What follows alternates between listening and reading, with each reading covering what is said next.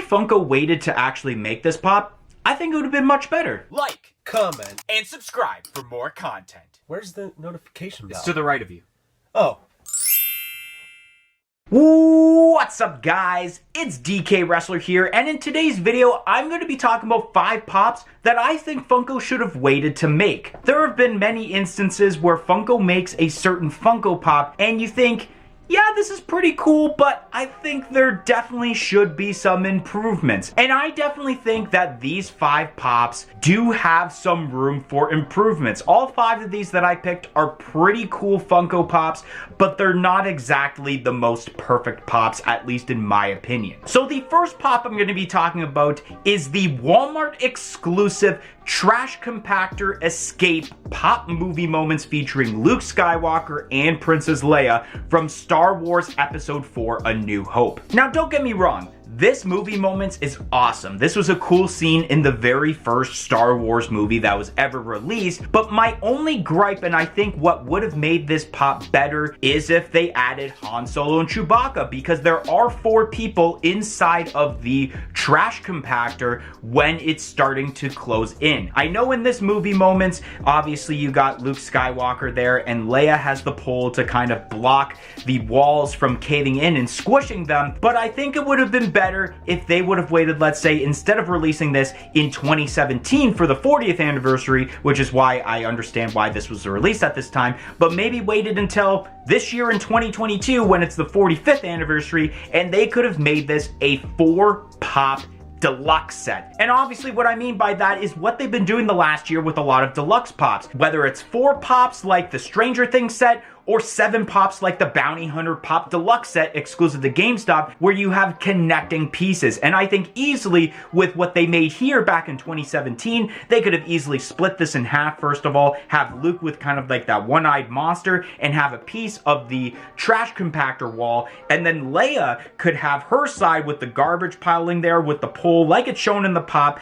with a piece of the trash compactor wall. And then in the back of that, they could have made essentially an edging where you have the trash compactor wall and the wall that features part of the door that they escape out of, where one would have Chewbacca and the other would have Han Solo, because like I mentioned, after all, there were 4 people involved in that scene and not 2, so why not capitalize on that? The next set of pops I'm going to talk about is for the Retro Toys lineup, and it is for Rock'em Sock'em Robots. Now, these are really cool pops. I think these are my favorite Retro Toys pops because I remember playing with Rock'em Sock'em Robots as a kid. But there is an improvement, and no, it is not a 2-pack because they could have easily done that and make it a Books A Million exclusive like they do with a lot of common pops anyways. But what they could have easily done with these pops, instead of essentially just putting these 2 as 2 singular pops, which I understand that because of the fact of you might be Team Blue or you're Team Red, they should have added the ring to it. Obviously, in the actual toy of Rock'em Sock'em Robots, they are in a ring. You have the kind of buttons to press to where it moves the different arms, into which obviously the game is until you pop the opponent's head up. Which, I mean, with the existence of the WWE in-ring moments with Stone Cold Steve Austin and The Rock with the Raw ring, and the recently released John Cena and The Rock for WrestleMania 28 ring, there is no reason why Funko couldn't have waited to add these 2 pops in a ring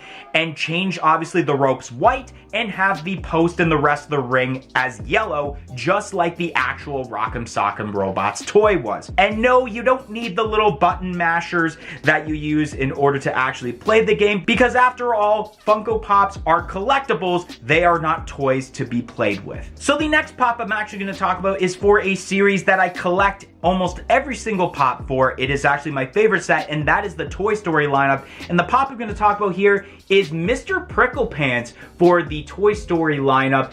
And this was a 2019 summer convention exclusive, so San Diego Comic-Con exclusive. And I remember going to my local Hot Topic when this released, because that's where it was shared to for San Diego Comic-Con, and I was really excited because it's always cool to see brand new characters for the Toy Story lineup instead of repeats of Woody and Buzz Lightyear. Which, don't get me wrong, Mr. Prickle Pants turned out very well and translated very well into Funko Pop form, but there was a bit of a gripe, and I think a lot of people had gripes about this situation, is that Funko should have waited to make a 3-pack with this Funko Funko Pop involving Mr. Prickle Pants, Buttercup, and Trixie, because as seen in Toy Story 3, those are like some of the main plushes, I should say, there aren't actually toys, of Bonnie's during the third movie when Woody is temporarily at her house. And it's so weird that Funko made a singular pop of Mr. Prickle Pants, and they never made anything involving Trixie. They didn't make a pop of Buttercup, but they actually made a mystery mini for the Toy Story 4 lineup. Now, I understand why Mr. Prickle Pants was made, and it's essentially because 2019 was the year that Toy Story 4 came out. They were even releasing a wave of original Toy Story pops with like Slinky Dog and Bullseye, and so Funko probably thought, let's add kind of an obscure character, and they added Mr. Prickle Pants, and they had Chuckles. It's gonna be weird at this point if they eventually do a Buttercup and Trixie pop, because obviously at this point they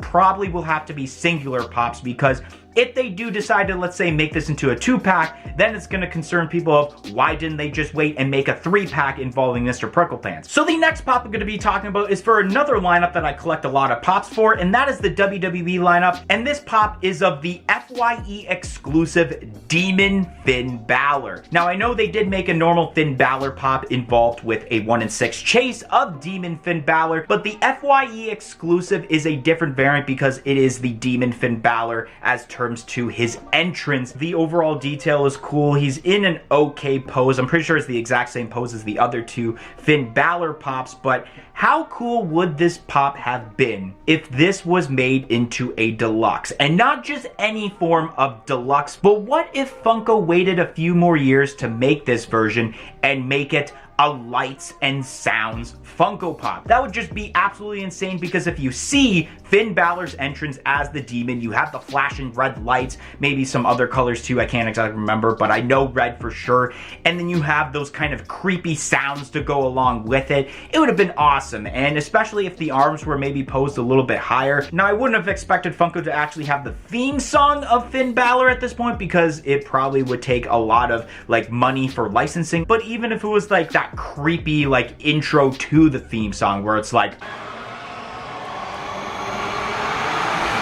and the fifth and final pop I'm going to be talking about is, of course, a pop I had teased right at the beginning of the video. You guys probably seen it in the thumbnail, so I might as well save this for last, and that is the Marty McFly checking his watch from Back to the Future. Now, this pop was a San Diego Comic-Con 2020 or 2020 Summer Convention exclusive shared to Walmart. This Funko Pop right here is a pretty decent Funko Pop. It's understandable why they made this. It's for the 35th anniversary of Back to the Future in 2020. And there is a reason that obviously we had seen this pose. It's because this is the pose he makes on the movie poster for Back to the Future 1, where he is checking the watch and he's lifting the, I guess, door of the DeLorean. But this screams out that maybe Funko should have waited a year or two to make this into a pop movie posters. It only makes sense. Obviously, this is how this pop was made, is because it's copying the cover of the first movie, and especially the Funko Pop by itself, you actually can't turn its head to where he's actually looking at the watch because of the way that the insert is done on this pop, to where it will just kind of not be placed right in that insert. So he's just kind of staring ahead, and then his watch is kind of up like that, which looks a little bit awkward, to where if this was made into a pop movie posters where you actually have the cover of the first movie, then you would have actually been able to have the head turn to where he looks like he is looking at his watch because of the way that's in that bigger box, and it wouldn't have to be repositioned. Especially being the 35th anniversary of Back to the Future back in 2020, they could have easily skipped out on this pop for now, and they could have easily made a new version of Biff like Mad Dog Tannen. That would have been really cool as a Comic-Con exclusive, instead of making a pop that could have easily been done as a common.